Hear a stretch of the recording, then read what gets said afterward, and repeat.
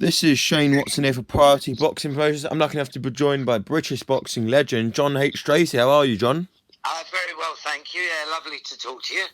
Yeah, lovely to speak to you too. Good. Of course, boxing's taken a bit of a wild turn, obviously, ever since the global pandemic. Have you been able to keep up much with the boxing during the lockdown, or? No, not really. I mean, it's such a shame what's happened. It's really put a dampener on boxing.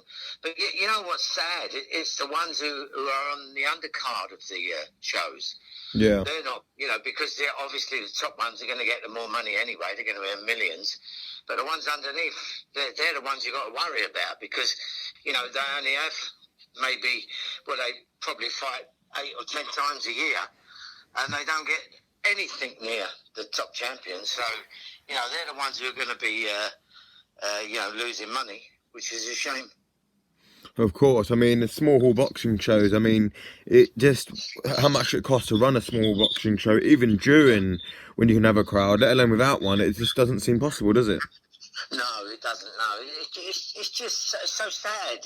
When you think, I mean, when I boxed, you really got going by the crowd. They pushed you to a certain limit, and my dad, I could always hear his voice wherever. And as soon as I heard his voice, it gave me a spur. Yeah. And so, it's just a shame that no one's boxing today, or where they are, but they're not boxing, in front of crowds, which is that's what it's about. Any business, any singing, any shows, football. Without the crowd, it's very difficult to wind yourself up. Of course, of course. Yeah. How do you Of think? course. How do you think you would have got on without a crowd? How do what? How do you think you would have got on in your prime without a I've no crowd? idea. I mean, as I say, if my dad was there and I heard his voice, it will spur me on. But Yeah. I don't know. It's luckily in our time and up until just a little while ago, it never happened. You wouldn't know. Yeah. So I couldn't say. I think you just got to be focused on your fight as much as you can and do it that way. But I do feel sorry for the boxers today. It must be terrible for them. Of course. A little thing I did want to get onto about with you. Yeah. Obviously you hit the all-time highs that pro boxer could ever hit. Obviously beating one of the pound greats in Jose Napoles on away soil as well. And obviously every great sporting career comes to an end at some point. How was it for you, life after boxing? Was it a massive struggle being in the limelight and then not being in it so much Not afterwards? really, no. I mean, I think what happens is when you retire, you do something different. Or most people do something different, most boxers, and I did, obviously, and I sort of didn't miss it at all. I'd had like well over 100 and I think something like 120 odd amateur fights, and then 51 pro fights. So your time's up in a way. You don't want to go too many, otherwise you start getting hurt. And then luckily, because I could stop a lot of fighters, I didn't have those fights that they have. The real grueling matches. Yeah. So I sort of kept away from that a little bit. Obviously, you do have some, but I Yeah. didn't have that many where I had to really pull it out the bag if I was losing, because I only lost 5 out of 51. So Yeah. that's but you just got to get on with what you're doing. As I say, I never really missed boxing. I do now, funnily enough. I'd love to be in it now, but in my day, as soon as you packed up, you didn't really go back into boxing. Yeah. So I wish I had done though, because I think it would have been good. Because some of the kids I see today, I give a little bit of expertise to, and they come back to me a year later and phone me and say, "Core, what you told me was fantastic." Yeah. So you sort of get to learn that side of it as well. Of course. And what did you choose to do after boxing then? Well, I had a pub and then a hotel in London, then one in Bournemouth, and then just come out of that and just went along doing things as you do. Started playing in celebrity golf and football and stuff like that. Yeah. Bit of after dinner speaking, going out doing cabaret stuff and singing and all different stuff really. So it was nice. It's still nice. And who do you keep your eye on today in boxing? You must still have a few boxers that you really like to watch. Yeah, I mean, I like watching the big ones. I mean, don't think you can always get away from them when you see the likes of Tyson Fury and the two great fights he had with Deontay Wilder. Yeah. And given us, I mean, what a great champion he's been. And yeah, you know what's incredible? He's the only champion who has won it twice, the world title, and never got beat. He's never got beat. Yeah. You know what I mean? Because Yeah, of the of draw, course. obviously. And then he got it after that. But you look at most fighters, like Ali, the great fighters, George Foreman. They always lost it and then won it. Yeah, of course. You know, so I mean, really, what Tyson Fury's done is remarkable. Same as AJ, he lost it and then won it back, if you like. Yeah. And it's the same thing, really. It just shows you how great Tyson Fury is, and I really do rate him. Do you see Tyson Fury being the guy to come out on top against Anthony Joshua in the proposed fight next year? 100%, yeah. I think he'll stamp over Joshua. I think he's too big as well. You know, he's like 6'9". He's got all the ingredients of a heavyweight boxer. You know, great heavyweight. Yeah. And he's very powerful when he wants to be. And I do like the way he boxes. You know, he puts them into a false sense of security, the way he boxes them.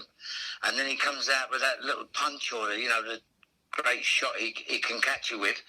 And I do rate him. I think he's one of our best we've ever had, to be honest. Of course. And a little bit on from obviously boxing back when you was and whatnot. So obviously your career highlight, that magical night that you had. Give us a little bit of an insight of what happened that night. Sorry?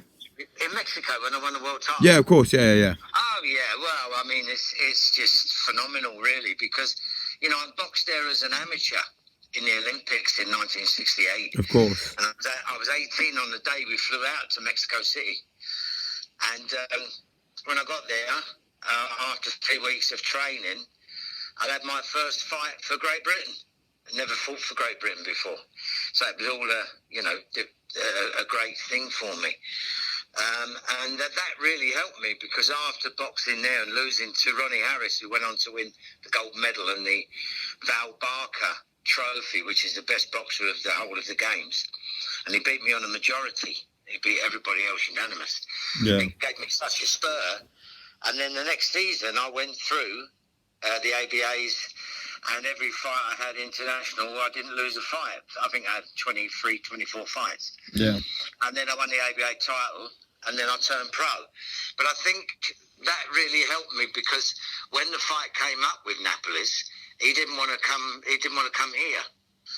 Yeah. He just wanted to fight in his own country. Yeah. But they didn't know, for some reason, they didn't know I'd actually boxed there. Yeah.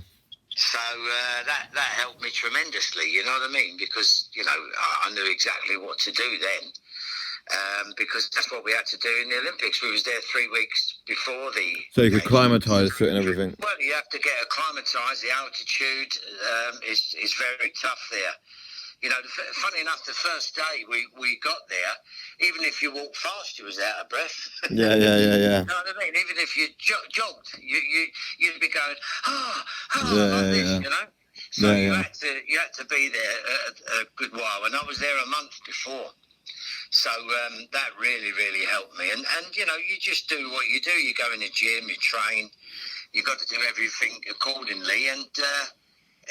on that particular day, it all worked out for me, I mean, I got put down in the first round, as people will know. Yeah. But I got up and I was satisfied with that. I thought, well, it didn't really hurt me. Luckily, I was going back on the punch. Yeah. So, but it did knock me down and it did get a count out of me. But after that, I just knew, what I could do. And it all came from when I boxed in the Olympics. I knew exactly what to do. And... toward I put him down in the third round, and then I just boxed him until I had a chance to lay into him, with straight lefts, rights, and then just throw in sort of lots of punches. And obviously the referee stopped the fight. But it was amazing. I mean, Mexico's just unbelievable. To have won abroad. I think I was the fourth fighter ever in the world to win abroad. Yeah. Yeah, so I mean, of course, in the circumstances, it was as well. Oh, it was amazing. Yeah. All things, people don't realise, but when you box abroad and you go to places like that, they don't realise what can happen. I mean, I remember the first, when we got there, the second day I was there, a guy came up, walking up to me to shake my hand. Yeah. And he grabbed it so tight that I think he'd done it on purpose, Yeah. I looked at Lawless and I pulled my hand away, and I just screamed. I went, ah, like this, And Lawless, tried to chase the fella, and the fella just ran away. And, my hand for about an hour, I couldn't move it. I thought it broke it. Oh, what? So, and then we'd have, the ringing of the, in your room, you'd hear the phone go at sort of 4 o'clock in the morning, 3 o'clock in the morning, all these things. So, but you've got to get on with it, No good moaning, just get on with what you got to do. But people, like I say, people don't realise that when you box abroad, what can happen. Yeah, of course. So there's a lot more to it than even when and then I got Montezuma's revenge, Yeah, of course, yeah. I couldn't stop going to the toilet for ages. I lost nearly half a stone. Yeah. So, all these things are in contention, you know what I mean? And you've got to deal with them, whether you're abroad or at home. But when you go abroad, they do try and tear you up a little bit. But I was very motivated. As a young kid, all I could dream about was winning a world title. So I think that was the main thing that kept me going. And you still have a lot of stuff to do with the WBC. I see you do little things with them from time to time as well, don't you? Yeah, I still do a lot with boxing. I'm a